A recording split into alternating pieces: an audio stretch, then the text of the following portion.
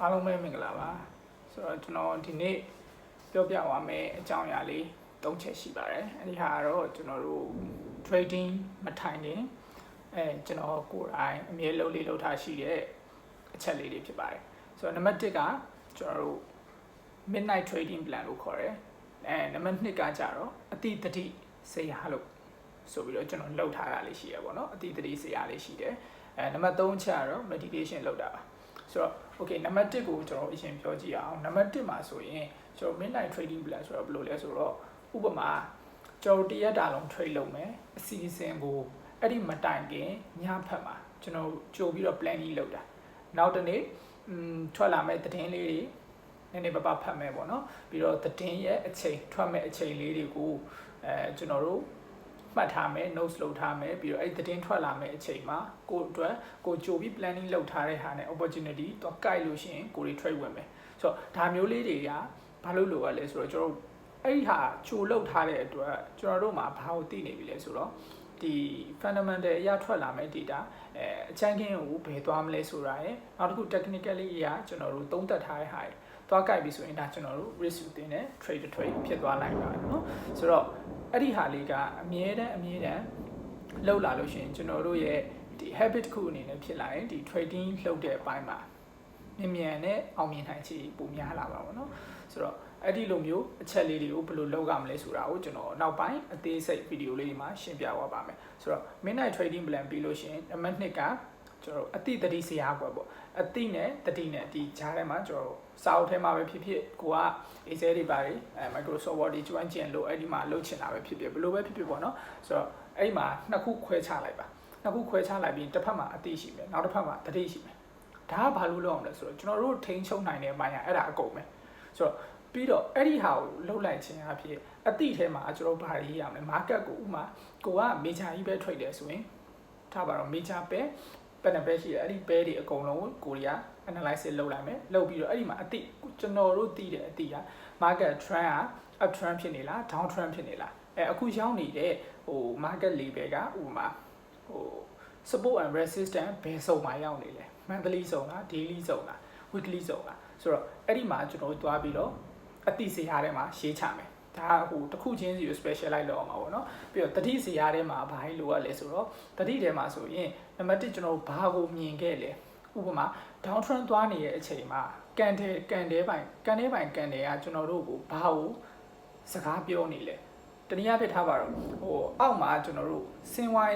နဲ့ down trend ဆင်းဝါပြီးတော့ तू က reversal ပြန်တော့မယ်အနေထားမှာကျွန်တော်တို့ဘာအလက်ပေးလဲအဲ့ဒီကောင်အလက်ပေးတဲ့ဟာကိုကျွန်တော်တို့ကဥပမာထားပါ continuation sign ပေးတယ်ဒီကောင်ကကြတယ်ဒါပေမဲ့ဆက်ကြအောင်မယ်ဆိုတဲ့ဟာကန်တယ်လေးတွေကပြောပြရတယ်ပေါ့နော်ဆိုတော့အဲ့ဒီကန်တယ်ကိုကျွန်တော်တို့ကတတိထဲမှာထည့်လိုက်မယ်ဘာလို့လဲဆိုတော့အဲ့ဒီဟာကြီးကိုကျွန်တော်တို့ကမြင်ပြီးတော့ market okay down trend တောက်လျှောက်ဆင်းနေပြီကိုရီးယား emotion နဲ့ကိုရီးစိတ်အထင်နဲ့မှုတ်ပြန်တက်တော့မယ်ဆိုပြီးတော့ဝင်ဘိုင်းလိုက်လို့ရှိရင် market ပြီးခဲ့တဲ့အရက်တွေကပြောရတာ continuationဆက်သွားမယ်ငါဆက်ကြမယ်ဆိုပြီးပြောသွားတဲ့ဟာကျွန်တော်တို့ကတတိမထားမိပဲနဲ့အဲ့ဒီဟာကိုဆက်ပြီးတော့ပြန်ဝယ်လိုက်မိလို့ရှိရင်ကျွန်တော်မှာ stop loss တွေထိနိုင်တယ်ဆိုတော့ဒီဟာတွေကိုရှောင်ရှားဖို့အတွက်အဲ့ဒီတစ်ခုချင်းစီပဲတစ်ခုချင်းစီဥပမာ EUR USD ပဲဆိုရင်လည်း EUR USD ပဲရဲ့တစ်ခုချင်းစီပြီးနာမှာတတိဆိုတာကိုထည့်ရမှာပေါ့နော်ဆိုတော့နောက်တစ်ခုကတတိထားမယ်အချက်ပြီးပါလို့ရှိရင်အဲ့ဒီတတိထားမယ်အတိတတိစရာကိုကျွန်တော်တို့ market time ပြီးထိုင်မှုပေါ့နော်ဥပမာထားပါတော့ London session မှာထိုင်ဆိုရင် London session မတိုင်ခင်နိုင်ဝက်တနာရဲ့လိုလောက်မှာကျွန်တော်တို့ကညဘက်ကထုတ်ထားတဲ့ဇယားတွေအကုန်လုံးပြန်ပြီးတော့ဖတ်ပါပြန်ဖတ်အသေးစိတ်တစ်ခုချင်းစီကို market ထဲမှာပြန်ရှာနောက်တစ်ကြောပြန်ကြည့်ပါဆိုတော့ကျွန်တော် market ကိုမထိုင်ခင်ကြည့်အောင်နှစ်ကြောရှိရ midnight မှာတစ်ချိန်ရှိမယ်ကျွန်တော်တကယ်ပုံမှန် trading အချိန်ရောက်ပြီဆိုရင်အဲ့ဒီမတိုင်ခင်မှာတစ်ချိန်ရှိမယ်နှစ်ချိန်ပေါ့နော်အဲ့လိုနှစ်ချိန်ကြီးလိုက်ခြင်းအဖြစ်ကျွန်တော်ရောင်းဝယ်မမားတော့ဆိုတော့တစ်ခုခုကိုကျွန်တော်တို့ကလှုပ်ချင်ပြီဆိုရင် plan လုပ်ပါတယ် plan မရှိဘဲနဲ့ဘာမှကိုယ်တိုင်ကလည်း plan မလုပ်တတ်ဘဲနဲ့ဒီ market ထဲမှာ blind trade ဝင်လုပ်တာနဲ့ရှိတာကုန်ပါလိမ့်မယ်ဆိုတော့ဒါ6နေတာမဟုတ်ဘူးကြောက်အောင်ပြောနေတာလည်းမဟုတ်ကြောက်မဲ့ဟာလည်းမဟုတ်တကယ် trading ဆိုတာကကျွန်တော်တို့ရှေ့မှာတိဆောက်ရတဲ့ game တစ်ခုဖြစ်တယ် plan လေးတစ်ခုဖြစ်တယ်ကျွန်တော်တို့ရဲ့ lifestyle တစ်ခုဆိုလည်းမမှားဘူးပေါ့နော်ဆိုတော့အဲ့ဒီဟာကိုဒီလိုမျိုးမတိဆောက်ပဲနဲ့ကိုကဥမာထားပါတော့လောင်ကစားဆန်ဗျာ market ကိုဖွင့်လိုက်တယ်market ဒီညဒီလိုဖြစ်နေကိုဒီရဲ့အထင်မြင်ချက်လေးတေးလေးတစ်ခုတည်းနဲ့အဲ့ဒီမှာဝင်ပြီးတော့ buy sell ကိုကောက်နှိပ်လိုက်မယ် ဒါကတော့ forest အတွက်ကျွန်တော်ပြောနေရပါတော့ဆိုတော့အဲ့မှာ loss side ကများအောင်မလားနေအောင်မလားအဲ့ဒီအပိုင်းကိုကျတော့ risk management နဲ့ပြန်ချိန်ရမှာပေါ့နော်ဒီဘိုင်းလဲကျွန်တော်နောက်ပိုင်းအချိန်အားလို့ရှိတာနဲ့ကျွန်တော်အကုန်လုံး video လေးလုပ်ပေးပါမယ်ဆိုတော့နောက်ဆုံးတစ်ချက် meditation ကဘာလို့လိုရလဲဒီကကျွန်တော်ဘာသာရေးနဲ့ကျွန်တော်ပြောနေရတာမဟုတ်ဘူးကျွန်တော်တို့လူတိုင်းမှာစိတ်ဆိုတာအရန်ကိုမှ control လုပ်ရတာအခက်ဆုံးရပါတကယ် market ကအဲ့ဒီစိတ်တွေအကုန်လုံးပေါင်းပြီးတော့မှရွေ့နေတဲ့ programming တစ်ခုပေါ့နော်ဆိုတော့လူတွေကဥမာဒီနေရာမှာကြာမယ်ဒီနေရာမှာတက်မယ်လို့ထင်လို့ရှိတာ ਨੇ သူတို့ကဝင်ပြီး share မယ်ဝင်ပြီး buy မယ်ပေါ့နော်ဆိုတော့အဲ့ဒီဟာတွေဂျားထဲမှာ market ရွှေ့နေကြတာအဲ့ဒီဟာကိုကျွန်တော်တို့ကစိတ်တည်ငြိမ်မှုမရှိဘဲနဲ့နောက်တစ်ခုစိတ်ရှည်မှုမရှိဘဲနဲ့ကျွန်တော်တို့ဝင်ပြီးတော့လှုပ်လိုက်တာ ਨੇ အကျိုးရလက်ကလှမှာမဟုတ်ဘူးဆိုတော့ meditation ဘာကြောင့်လုပ်ရလဲဆိုတာကျွန်တော်ဆိုလို့ရှိရင်ပေါ့နော်ကျွန်တော်က emotion တအားများတဲ့ trader တယောက်ဖြစ်တယ်သို့တော့ကျွန်တော်ရဲ့ emotion ကြီးနဲ့ကျွန်တော် trade ဆက်လုပ်နေလို့ရောကျွန်တော်အဆင်ပြေနိုင်မလားကျွန်တော်စဉ်းစားတယ်ဆိုတော့ဒီ emotion အတက်ကြကြရမှာကျွန်တော်ဒီ trade ကိုလုပ်ရမှာဖြစ်တဲ့အတွက်ကျွန်တော် meditation ဆိုတဲ့ဟာကိုကျွန်တော်ဖြည်းဖြည်းချင်းအသက်သွင်းပြီးလုပ်ကြည့်လာတယ်ပေါ့နော်အများကြီးမဟုတ်ဘူးဒီ trade မထိုင်ရင်ကိုကနိုင်ရှည်ထိုင်နိုင်တဲ့သူဆိုရင်ကိုကဒီပြီးသွားလို့ရှိရင်ပြန်ထိုင်ပေါ့နော်ဆိုတော့မဟုတ်ကျွန်တော်ကကြောက်ဒီ focus တစ်ခုကိုပဲကျွန်တော်100% focus ရအောင်လုပ်ချင်တဲ့အတွက်ကျွန်တော် market မထိုင်နဲ့15မိနစ်တခါတလေအချိန်ပိုရရင်တော့ကျွန်တော်နိုင်ဝက်လောက်ထိုင်တယ်ဆိုတော့အဲ့လိုမျိုးလေးထိုင်လိုက်ခြင်းအပြင်ကျွန်တော်တို့ရဲ့ဒီမင်းညလှုပ်ထားတဲ့ဒါကျွန်တော်ဘာသာရေးရလှုပ်တာမဟုတ်ဘူးဆိုတာပြောတာပေါ့နော်ဆိုတော့ဒီကိုယ့်ရဲ့အတိတ်တတိကို remind ပြန်လုပ်တာပြီးတော့ဒီကိုယ့်ရဲ့ focus ကို 100% ဒီ market ပုံမှာရှောက်အောင်ကျွန်တော်ပြန်ဆွဲတင်တာပေါ့နော်တခါတလေရှိတယ်ဗျာကျွန်တော်တို့ညအဲ့မှာ midnight မှာကျွန်တော်လှုပ်ခဲလိုက်တယ် midnight မှာလှုပ်ခဲလိုက်တဲ့အကြောင်းအရာတွေအကုန်လုံးကကျွန်တော်တို့အိတ်လိုက်တဲ့အချိန်မှာအမှအိမ်မက်တာတွေရှိမယ်တခြားမနက်ထလို့စိတ်မကြည်တာတွေညဘက်ကအိတ်လို့အပူအေးမညီမျှတဲ့အခါတွေမှာကျွန်တော်ဖြစ်လာတဲ့ဒီခန္ဓာကိုယ်ရဲ့ reaction emotion တွေကိုကျွန်တော်တို့ထိန်းနိုင်ဖို့ဆိုရင်အဲ့ဒီ meditation လေးမဖြစ်မနေလုပ်ဖို့လိုအပ်တယ်လုပ်ဖို့လည်းကျွန်တော်အကြံပေးတယ်ပေါ့နော်ဘာလို့ဆိုတော့ဒီကလူမျိုးဘာသာမရွေးလုပ်လို့ရတယ်ဘာသာရေးနဲ့မဆိုင်ဘူးကိုယ့်ရဲ့ဒီ mindfulness power ကိုမြင့်တင်လိုက်တာပြီးတော့ဒီ trade ပေါ်မှာငါဘယ်လောက်ထိစိတ်ရှည်မှုပေးရမလဲဥပမာ order တချို့ order တွေဆိုရင်ကျွန်တော်တို့2ချိန်ကနေ3ချိန်လောက်ထိစိတ်ရှည်ဖို့လိုတယ်ပေါ့နော်2ချိန်ကနေ3ချိန်လောက်စိတ်ရှည်လိုက်ခြင်းအပြင်ကျွန်တော်တို့ရဲ့တကယ်ရမယ့် trade ကိုအပြည့်အဝရတယ်ဥပမာတစ်ခုကျွန်တော်ပြောပြရရင်ဗျာup trend သွားတော့မဲ့ market ပြင်းနေပြီကျွန်တော်တို့လည်း sign တွေပြောပြီးပြီဘယ် sign ကျွန်တော်တို့ရဲ့သတ်မှတ်တဲ့ဒီ market reversal sign တွေပေါ့နော်အဲ့ဒီဟာတွေပြပြီးပြီ confirmation လည်းကျွန်တော်တို့ရပါတယ်တို့ပေမဲ့အဲ့ဒီနေရာမှာ तू က early entry တွေကို तू ကချိတ်ချင်တာဖြစ်ကောင်းဖြစ်သွားနိုင်တယ်ဆိုတော့အဲ့ဒီဟာတွေကိုကျွန်တော်တို့ကစိတ်ရှည်မှုနဲ့တခါတလေကျွန်တော်တို့ weekly zone daily zone တွေကအရင် range ကကျနေတဲ့အခါမှာ market ချက်ချင်းပြန်မတက်နိုင်ဘူးနှစ်ခါသုံးခါဆင်းပြီးတော့အောက်ကိုပြန်စားရမယ့်အခါတွေမှာကျွန်တော်တို့ကစိတ်မရှိဘဲနဲ့ okay လောပြီးတော့ဝင်ထည့်လိုက်တယ်ဆိုရင်ကျွန်တော် stop loss ထိပြီးမှပဲ market ပြန်တက်သွားတယ်ပြန်ကျသွားတယ်ဒါမျိုးတွေကြုံပါ trader ဆိုတော့အဲ့ဒီဟာတွေကိုမကြုံဘူးဆိုရင်တော့ကျွန်တော်တို့ရဲ့အမြဲတမ်းကျွန်တော်တို့ရဲ့စိတ်ကျွန်တော်တို့ရဲ့ဒီ entry ဝင်မဲ့လက်အပေါ်မှာတတိထားနေရပဲပေါ့နော်ဆိုတော့မျက်လုံးနဲ့မြင်တဲ့အမြင်ကဘယ်ကိုအရင်ပို့လဲဆိုတော့အုံနောက်အရင်ပို့တယ်အဲ့ဒီအုံနောက်ထဲမှာကျွန်တော်တို့ရှုပ်နေလို့ရှိရင်ဒီစိတ်ကလည်းခံစားချက်မကောင်းတော့ဘူးဗျာဥပမာထားပါတော့ကိုတွေလမ်းသွားလမ်းလာပဲဖြစ်ဖြစ်ဒီလူမှုပတ်ဝန်းကျင်မှာပေါင်းသင်းဆက်ဆံရေးပဲဖြစ်ဖြစ်ကျွန်တော်မကြိုက်တဲ့စကားတွေကျွန်တော်မကြိုက်တဲ့အပြုအမူတွေကြုံလို့ရှိရင်နည်းနည်းများစိတ်ရှုပ်တယ်စိတ်ရှုပ်လို့ဆိုတာအရင်ဆုံးဘာဖြစ်တာလဲဆိုတော့အုံနောက်ကရှုပ်သွားတာအုံနောက်ရှုပ်သွားတဲ့အရာကိုတက်ဆင့်ချင်းကျွန်တော်ကတတိနဲ့ကပ်ပြီးမခွဲထုတ်နိုင်အောင်ဆိုရင်အဲ့ဒီကောင်ကျွန်တော်တို့ toxic တွေတွေ့ရောဆိုတော့အဲ့ဒီဟာကိုကျွန်တော်ရဲ့စိတ်ထဲမှာကောင်းကောင်းနားလည်ရမယ်ဒီစိတ်ကို stable ဖြစ်ဖို့ဆိုဒီမှာအဲ့ဒီ meditation တစ်ခုကလွယ်လို့ကျွန်တော်တခြားစာဖတ်တာပဲဖြစ်ဖြစ်ဘာဖြစ်ဖြစ်ပေါ့နော်စာဖတ်တယ်ဆိုရင်တော့ကျွန်တော်အနေနဲ့ပေါ့နော်ကိုကစာဖတ်လိုက်တဲ့စာပုံမှာကိုကဒီစာရေးသူကဘာပေးချင်တာလဲဆိုတော့ရအောင်ကိုက 100% သိချင်တယ်ဆိုတော့တွေ့ရအောင် license စားမိတယ် license စားမိတော့အုံနောက်က အလုံးကဒီတစ်ခုတည်းမှမဟုတ်တော့ဟိုဘက်ပါသွားထက်လို့တော့အုံနောက်ကအရန် cramming ဖြစ်သွားလို့ဖြစ်တယ်ပေါ့နော်ကျွန်တော်အဲ့ဒါမဖြစ်ရအောင်တော့အများရဲ့ meditation ကိုအားပြုပြီးလုပ်ဖြစ်တယ်ဆိုတော့တခါတလေ15မိနစ်နဲ့မရရင်ကျွန်တော်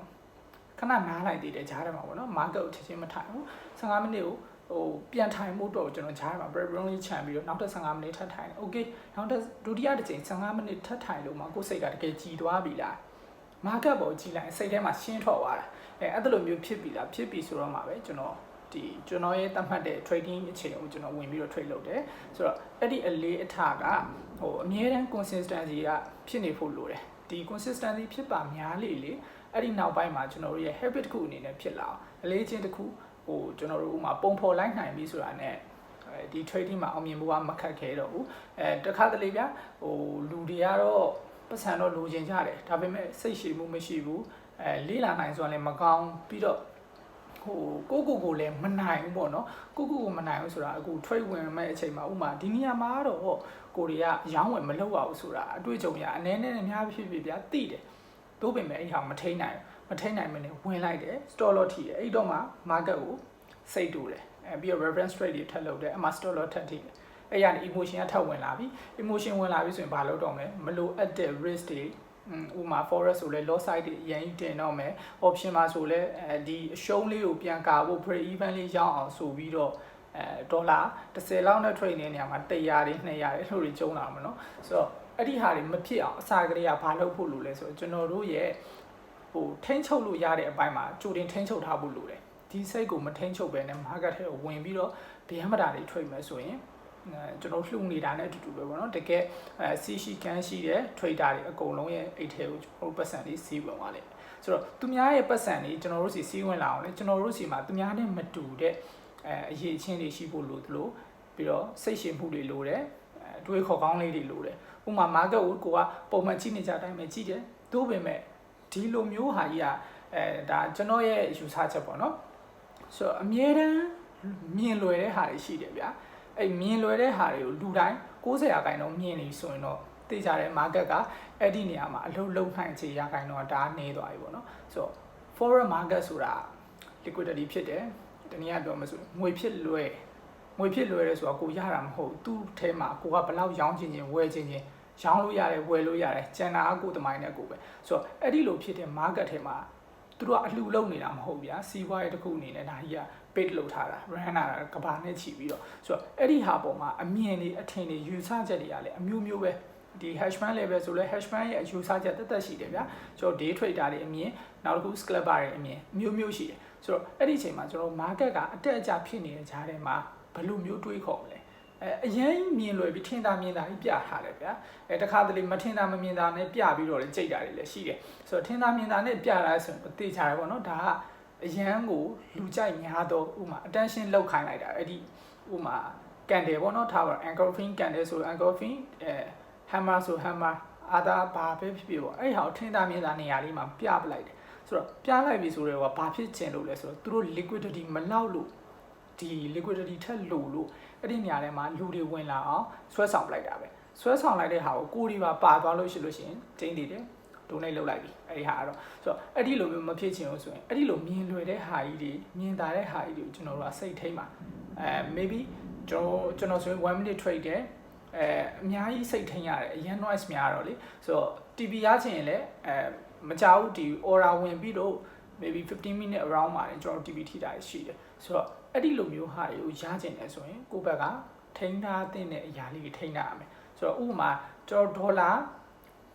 100 တန် trade ကို trade မယ်ပေါ့နော် risk ကို$100 ယူမယ်ဆိုရင်ကိုကပထမဦးဆုံးစိတ်မနိုင်ဘူးဝင်ခြင်းပြီဆိုရင်20လောက်နဲ့အရင်ဝင်လိုက်ပါအကယ်၍အဲ့20 stop loss ထိပါလို့ရှိရင်ကိုကတိနေပြီဟုတ်ပြီငါကတော့ဒီနေရာမှာ100ဝင်ခဲ့လို့ရှိရင်เนาะ100လုံး stop loss ထိပါပဲမဟုတ်ကိုက20လောက်ပ